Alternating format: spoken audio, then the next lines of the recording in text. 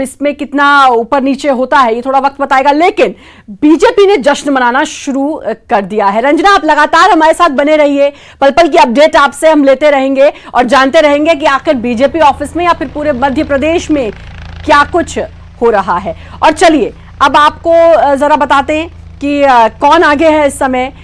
धार से बीजेपी के राजवर्धन सिंह की बात करें, दत्ती गांव से, तो वो आगे चल रहे हैं और ये हम आपको बता रहे हैं कौन कौन आगे हैं। तो दत्ती गांव से राजवर्धन सिंह आगे। प्रद्युम्न सिंह लोधी की बात करें, बड़ा मलहरा से आगे चल रहे हैं। प्रद्युम्न सिंह लोधी बड़ा मलहरा से आगे चल रहे हैं। ये आज फैसले का दिन और न्यूज 18 आपको पल पल की अपडेट आप तक दे रहा है। न्यूज 18 ने आपको सबसे पहला रुझान दिखाया और उसके बाद से लगातार न्यूज 18 पल पल की अपडेट। और सुर्खी की बात करें, गोविंद सिंह राजपूत आगे चल रहे हैं। बीजेपी के 12 में से 9 मंत्री ऐसे हैं जो इस समय आगे चल रहे हैं, जो बढ़त बनाए हुए हैं। तो ये हम आपको लगातार प्रभुराम चौधरी सांची से आगे चल रहे हैं, ये हम आपको लगातार बता रहे हैं किस किस ने बढ़त बनाई हुई है, कौन कौन आगे चल रहा है। तो प्रभुराम चौधरी सांची से अहम सीट मानी जा रही थी, आगे चल रहे हैं। तुलसीराम सिलावट सांवेर से आगे चल रहे हैं। कांग्रेस छोड़कर बीजेपी में शामिल हुए तुलसीराम सिलावट, कांग्रेस में भी मंत्री पद पर थे, उसके बाद फिर वो बीजेपी में शामिल हुए और 25 और तुलसीराम सिलावट आगे चल रहे हैं, आपको बता दें, और प्रेमचंद गुड्डू पीछे चल रहे हैं। तो ये पल पल की अपडेट आपको हम बता रहे हैं।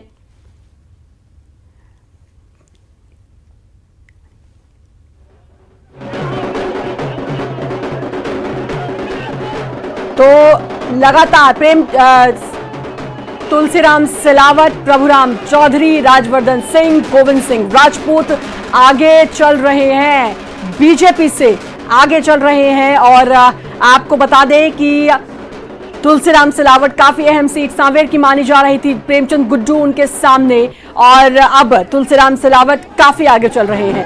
ये तस्वीरें आप देखिए जरा, ये बीजेपी ऑफिस की तस्वीरें हैं, ढोल नगाड़े जश्न मनाया जा रहा है।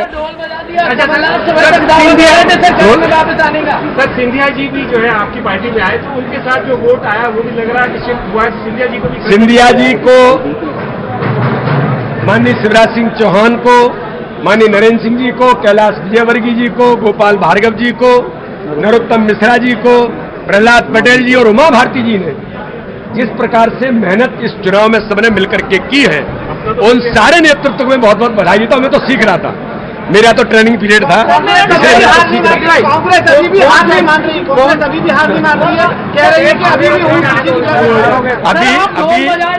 अभी उनको अब सोचना चाहिए कि मध्य प्रदेश की जनता ने जो मैंडेट दिया है, अभी वो और रुके 1-2 घंटे 4 घंटे, जितना रुकना है उतना रुके, तो उसके बाद की तैयारी करना। आप पूछिए कि अब क्या करेंगे इसके बाद। कौन से चुनावी मुद्दे थे जनता ने इस पर भरोसा? देखिए, चुनावी मुद्दे विकास का मुद्दा था। भारतीय जनता पार्टी की सरकार ने 15 साल जो काम किया था, भारतीय जनता पार्टी के हमारे मुख्यमंत्री शिवराज सिंह चौहान के नेतृत्व में 6 महीनों में जो काम हुआ था, और इन्होंने 15 महीने में मध्य प्रदेश को गर्त में ले जाने का काम दिग्विजय सिंह के इशारे पर कमलनाथ ने किया था। एक दूसरा, इन्होंने जिस प्रकार से दलित बेटी का अपमान किया, एक ऐसे लीडर का जो एक गरीबी से निकल करके दलित महिला अगर नेतृत्व करती है, उसको आपने जिन शब्दों का उपयोग किया और आपका गुरूर और घमंड इतना था, आपने आपके नेतृत्व की, देश के जनमानस की बात को नहीं माना, आपका घमंड हमने कहा था। अगर आपने उस दलित बेटी से माफी नहीं मांगी तो जनता इस चुनाव में आपके गुरूर और घमंड को जरूर तोड़ेगी, जो कमलनाथ जी को तोड़ करके जनता ने बहुत अच्छा सबक सिखाया है। ग्वालियर क्षेत्र की कई सीटों पीछे चल रहे हैं, बहुत अच्छे जीतेंगे। अभी रुकिए, खुददार चला है जी। गद्दारी तो कमलनाथ जी, अब प्रूफ होता है कि गद्दारी किसने की थी। मध्य प्रदेश की जनता के साथ गद्दारी कमलनाथ जी आपने की थी, दिग्विजय सिंह के इशारे पर सरकार चलाकर। धन्यवाद। जनता ने नहीं चुना था। भारतीय जनता पार्टी उन्होंने कहा कि कमलनाथ का गुरूर टूटा है, ये कहा प्रदेश अध्यक्ष वी.डी. शर्मा ने, बीजेपी के प्रदेश अध्यक्ष वी.डी. शर्मा, जिनको आपने अभी सुना, और ये बीजेपी ऑफिस की तस्वीरें, ढोल नगाड़े बज रही हैं। कांग्रेस 28 में से 28 सीटों का दावा कर रही थी, लेकिन अभी तक जो आंकड़े सामने आ रहे हैं, 7 सीटों में सिमटती कांग्रेस दिखाई दे रही है। आगे हो सकता है कि स्थिति थोड़ी बदले, लेकिन अभी तक का हम आपको बता रहे हैं। न्यूज़ 18 इसके सबसे सटीक नतीजे, सबसे सटीक आंकड़े न्यूज़ 18 आप तक पहुंचाता है, और एक एक रिपोर्टर आपको सटीक नतीजे आप तक पहुंचाते हैं। और अभी तक के जो आंकड़े हैं वो बीजेपी 20 सीटें, कांग्रेस 7 सीटें और अन्य 1 सीटें दिखाई दे रही है। बीजेपी में जश्न मनाना शुरू हो गया है, और ढोल नगाड़ों की आवाज आप सुन ही रहे होंगे। दिवाली आज था कि 10 तारीख को किसकी दिवाली मनेगी, अभी तक तो लग रहा है कि बीजेपी की दिवाली मन रही है। 10 से लेकर दिवाली तक, और उसके बाद भी अब बीजेपी की दिवाली, अभी तक के रुझान से, अभी तक के आंकड़ों से लग रहा है कि बीजेपी दिवाली मनाएगी। सुबह से मंदिरों में जाने का तांता शुरू हो चुका था नेताओं का, मंत्रियों का। अब लग रहा है कि बीजेपी की सुनी है भगवान ने, हनुमान ने, क्योंकि जब भी इलेक्शंस की बात आती है अब तो लगता है कि भगवान भी इंतजार करते होंगे कि कब इलेक्शंस आए और कब हमको याद किया जाए, और कुछ ऐसा यहाँ पर भी देखने को मिला। और अब 20 सीटों पर बीजेपी ने बढ़त बनाई हुई है, 7 सीटों पर कांग्रेस ने बढ़त बनाई हुई है, 1 सीट अन्य के खाते में दिखाई दे रही है। तो ये आंकड़ा है, और लगातार पल पल की अपडेट न्यूज़ 18 आप तक पहुंचा रहा है।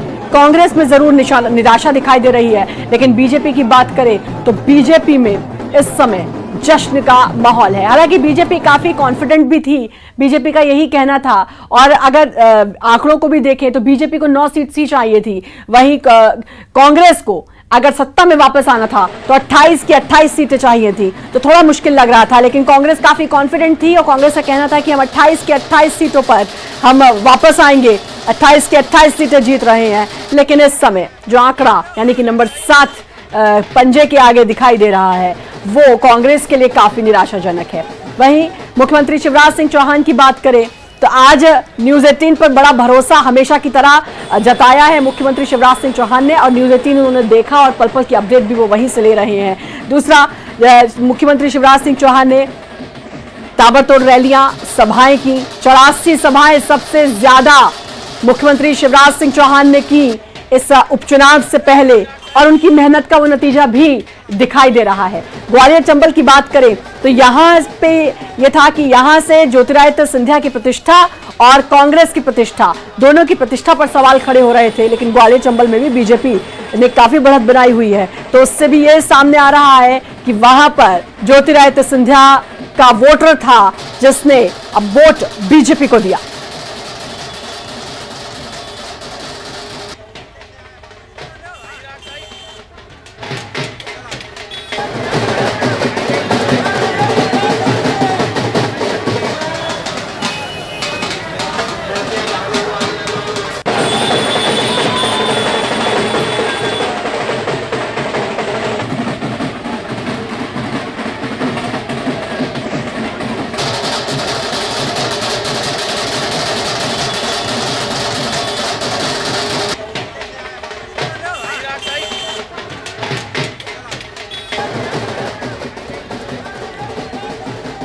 और हमारे संवाददाता मनोज हमारे साथ जुड़ चुके हैं मुरैना से, साथ ही रंजना भी हमारे साथ जुड़ी है बीजेपी ऑफिस से।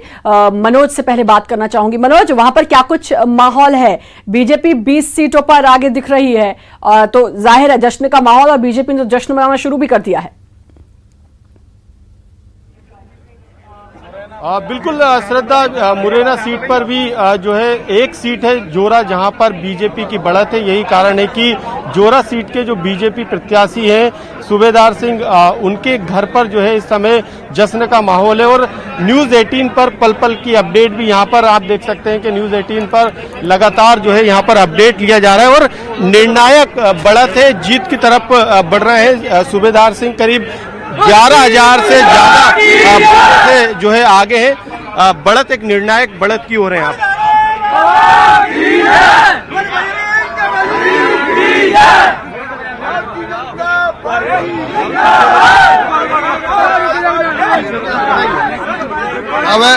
अभी बढ़त 11,800 की 12,800 की बढ़त है, मैं ये दावे से कह सकता हूं कि ये 20 और 22 और 25 तक ये बढ़त जाएगी। निश्चित रूप से जिस प्रकार जनता का रिस्पांस मुझे मिला है, जनता में जो उत्साह है, जनता जो मुझे स्नेह कर रही है, उससे ये लगता है कि हम 25,000 से भी आगे चुनाव जीतेंगे। क्योंकि बनवारी लाल जी के पास ये सीट कांग्रेस के पाले में थी, लेकिन अब बीजेपी के पाले में आती नजर आ रही है। आखिरकार ऐसा क्या एजेंडा था, आपने क्या ऐसा जनता के सामने रखा जो जनता फिर से कांग्रेस को छोड़ के बीजेपी के पाले में आ रही है? माननीय नरेंद्र सिंह तोमर साहब के विकास कार्य, माननीय शिवराज सिंह चौहान साहब के विकास कार्य,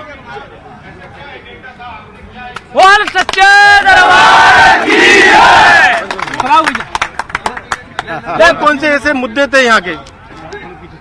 15 साल की भारतीय जनता पार्टी की सरकार और 15 महीने के कांग्रेस का कुशासन, जनता ने दोनों की तुलना की है। उस तुलना को देकर के भारतीय जनता पार्टी को जनता ने वोट किया है और पूरा समर्थन किया है। मुरैना से बसपा आगे चल रही है, बाकी जो 3 सीटें बची है वहाँ पे कांग्रेस आगे चल रही है, बस एक ही सीट बीजेपी के बढ़त की ओर है। अब गिनती बकाया है, अब गिनता हम बढ़ सकते हैं, वहाँ मुरैना में बढ़ सकते हैं। विकास के मुद्दे पे चुनाव लड़ा गया था, क्योंकि यहाँ पर दल बदल जैसा कोई मुद्दा नहीं था। यहाँ इस सीट पर जौरा विधानसभा में मेरा 5 साल का 13 का कार्यकाल और 15 महीने का कांग्रेस का कुशासन, अराजकता, बेईमानी, भ्रष्टाचार, इस सब की तुलना जौरा की जनता ने की है और मेरे कार्यकाल की तुलना जनता ने की है। माननीय शिवराज सिंह की लोकप्रियता देखी है, माननीय नरेंद्र सिंह की लोकप्रियता देखी है। इसी कार्य से जौरा में भारतीय जनता पार्टी बढ़त बनाए हुए।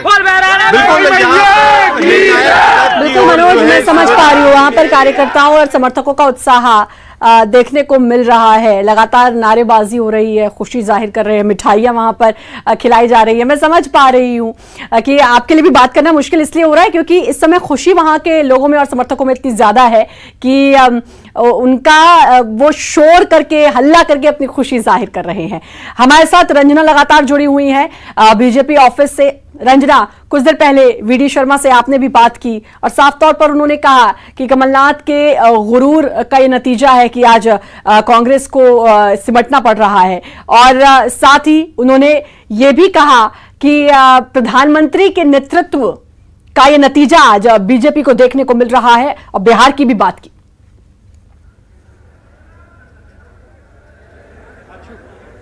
जी बिल्कुल श्रद्धा, जो भाजपा प्रदेश अध्यक्ष हैं उन्होंने साफ तौर पर यह कहा कि जिस तरह से भारतीय जनता पार्टी के तमाम नेताओं ने मेहनत की थी, खुद मुख्यमंत्री शिवराज सिंह चौहान ने जिस तरह से मेहनत की थी, उसी तरह का ये नतीजा है। क्योंकि जनता ने जो पिछले 15 महीनों का कार्यकाल देखा कांग्रेस सरकार का और अब भाजपा सरकार का 6 महीने का कार्यकाल देखा और उन्हीं कार्यकाल का जो नतीजा है कि जनता ने अब भारतीय जनता पार्टी पर भरोसा किया है। क्योंकि लगातार ये भाजपा जब से इलेक्शन हुआ था तब से लगातार ये कह रही थी कि हम 28 में से 28 में से ज्यादातर सीटें जीतेंगे, क्योंकि जिस तरह से मेहनत की गई थी। लेकिन वही कांग्रेस भी दावा कर रही थी कि हम 28 में से 28 सीटें जीतेंगे। लेकिन जिस तरह से अभी शुरुआती रुझान आ रहे हैं, जैसे 20 से ज्यादा सीटों पर अगर कहे तो भारतीय जनता पार्टी आगे है, लेकिन कांग्रेस महज 7 सीटों पर ही आगे। ऐसे में कांग्रेस जरूर इस बात को लेकर अपना अध्ययन जरूर करेगी कि आखिर कहां कमी रह गई, कहां चूक रह गई।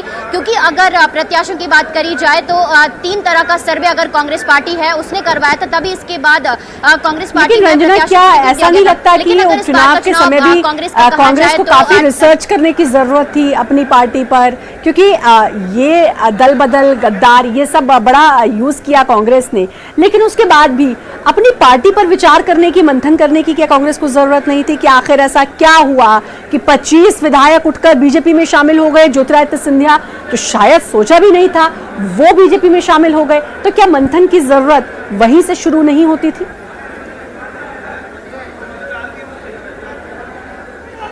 जी श्रद्धा, बिल्कुल मंथन जरूर हुआ था और इसके बाद बहुत ज्यादा स्तर पर सर्वे हुआ था, उसके बाद ही प्रत्याशियों को टिकट दिए गए थे। लेकिन एक तरह से जिस तरह दल बदल की बात कांग्रेस कर रही थी, लेकिन अगर कांग्रेस में भी कहा जाए तो ज्यादातर दूसरी पार्टियों के जो प्रत्याशी हैं वो भाजपा में पहुंचे थे, फिर उसके बाद उनको टिकट दिया गया था। तो हो सकता है कि यही वजह है कि जनता के बीच प्रत्याशी जो दल बदल का मुद्दा कांग्रेस का रहा उतना कारगर साबित नहीं हुआ। क्योंकि अगर इस बार दल बदल वाले प्रत्याशियों की बात करी जाए तो ज्यादातर संख्या में दल बदल वाले जो प्रत्याशी हैं वो मैदान में उतरे थे, चाहे भाजपा से बात करी जाए चाहे कांग्रेस कांग्रेस से बात करी जाए, लेकिन जिस तरह से कांग्रेस पार्टी की बात करी जाए, उनको अति आत्मविश्वास भी कहा जाए कि कह रहे थे कि 28 में से 28 सीटें भी जीतेंगे, लेकिन अभी जिस तरह से रुझान है वो कांग्रेस के लिए जरूर चौंकाने वाले हैं, क्योंकि अगर 2018 के चुनाव की बात करी जाए तो जिन 28 सीटों पर अभी विधानसभा उपचुनाव हो रहा है श्रद्धा, उसमें से 27 सीटें कांग्रेस के पास थी और सिर्फ जो एक सीट है वो भारतीय जनता पार्टी के पास थी। लेकिन अगर अब इस उपचुनाव की बात करी जाए तो अब 27 कांग्रेस का जो कॉन्फिडेंस था 28 में से 28 सीटों का, वो बहुत दूर लग रहा है अभी तक। तो आगे क्या तब्दीलियां होती हैं तो न्यूज़ 18 पल पल की अपडेट दर्शकों तक पहुंचा ही रहा है। जरा कांग्रेस दफ्तर का भी रुख कर लेते हैं। अनुराग वहां से जुड़े हुए हैं हमारे संवाददाता। अनुराग, कांग्रेस दफ्तर का इस समय क्या माहौल?